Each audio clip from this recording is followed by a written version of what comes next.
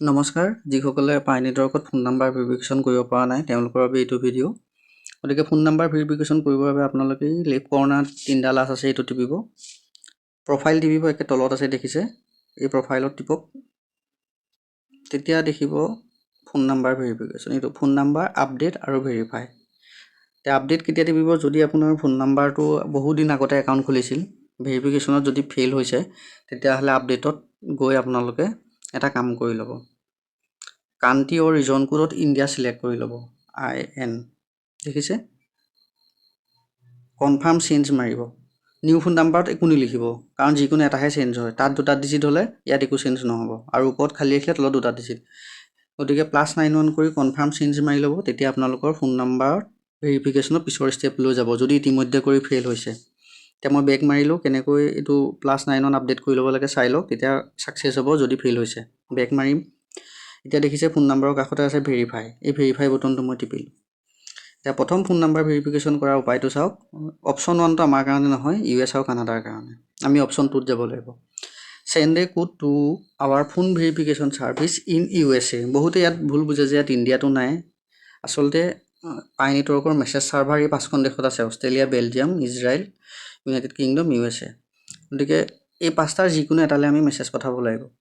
USA টো বহুত busy হৈ আছে গোটেই পৃথিৱীৰ মানুহে চেঞ্জ নকৰে USA তে ডাইৰেক্ট ষ্টাৰ্ট মাৰি দিয়ে গতিকে আপোনালোকে এটা কাম কৰিব ইজৰাইলটো সিলেক্ট কৰি ল'ব বা USA পৰিৱৰ্তে ইজৰাইল বেলজিয়াম আদি যিকোনো পিছত ট্ৰাই কৰিব মই এতিয়া আপোনালোকক ইজৰাইলটোত দেখাই আছো USA ত কৰিলে ফেইল হোৱাৰ সম্ভাৱনা আছে যিহেতু আটাইতকৈ বিজি চাৰ্ভাৰ ইজৰাইল সিলেক্ট কৰি এটা ষ্টাৰ্ট মাৰিলো এতিয়া আমাক বুজাই দিছে যে এইখিনি পিছত আমাৰ কি হ'ব আমাৰ মোবাইলৰ যিটো SMS এপ সেইটো খোল খাব তাত এটা কোড থাকিব আৰু সলনি নকৰাকৈ সেইটো কোডটো আমি পঠাব লাগিব গতিকে আপোনালোকে এইখিনি পঢ়ি ল'ব বা ডাইৰেক্ট ওপেন SMS মাৰি দিব এতিয়া ওপেন উইথ WhatsApp নহয় সদায় যিটো ইউজ এ ডিফাৰেণ্টেবল মেছেজ মোবাইলৰ যিটো মেছেজ এপ সেইটো খুলিব মই খুলিলোঁ দেখিছে ইয়াত অটোমেটিক এটা কোড আহি গ'ল ওপৰত এটা নাম্বাৰ আহিছে সেইটো আমাৰ প্ৰয়োজন নাই এইটো মেছেজ যাব 3429 দেখিছে এই কোডটো যাতে চেঞ্জ নহয়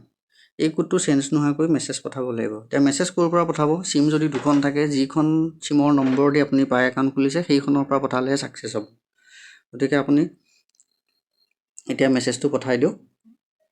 SMS এতিয়া মোৰ ইয়াত সিম মোবাইলত সিম এখনে আছে গতিকে এটা অপচন আহিছে দুখন সিম থাকিলে সিম 1 সিম 2 ইয়াত অপচন ল'ব কৰ্নাৰত তলত সেইমতে আপুনি মেছেজ পঠাব যিখন সিম দি পাই একাউণ্ট খুলিছে দেখিছে মই এটা পঠাই দিলো নট সেন্ট এতিয়া বহুতৰে এনেকুৱা হৈছে এনেকুৱা দুই কাৰণত হ'ব পাৰে এক নম্বৰ কাৰণ হৈছে এইটো এটা ইন্টাৰনেশ্যনেল SMS এটো পঠাবৰ কাৰণে 10 টকা এটা ৰিচাৰ্জ কৰি ল'ব লাগিব আপুনি ভাবে মোবাইলৰ যদিও ৰিচাৰ্জ আছে সেইটো এটা আসলতে ইন্টাৰনেট পেক অৰ কম্বো পেক তাত ইন্টাৰনেশ্যনেল SMS সুবিধা নাথাকে গতিকে 10 টকা এটা ৰিচাৰ্জ কৰি আপোনালোকে ল'ব তাৰ পিছত মেছেজটো সেন্ড হ'ব মেছেজটো সেন্ড হোৱাৰ পিছত আপুনি কি কৰিব বেক মাৰিব বেক মাৰাৰ পিছত আকৌ যেতিয়া পাই এপলৈ আহিব এটো নিজে নিজে 10 সেকেন্ড মান ঘূৰি সাৰ্ভিস কনফাৰ্ম দেখাব গতিকে এনেকৈ কৰিলে আপোনালোকৰ হৈ যাব খালি 10 টকাটো ৰিচাৰ্জ কৰি ল'বলৈ নাপাহৰিব top up recharge international SMS 5 টকা 7 টকা 7 টকা কিবা এটা কাটিব গতিকে এনেদৰে ভেৰিফিকেশ্যন কৰিব পাৰিব মই এটা এইটো ৰিচাৰ্জ কৰা নাই 10 টকা সেই কাৰণে মেছেজটো যোৱা নাই গতিকে আপোনালোকে কৰি চাওক থ্যাংক ইউ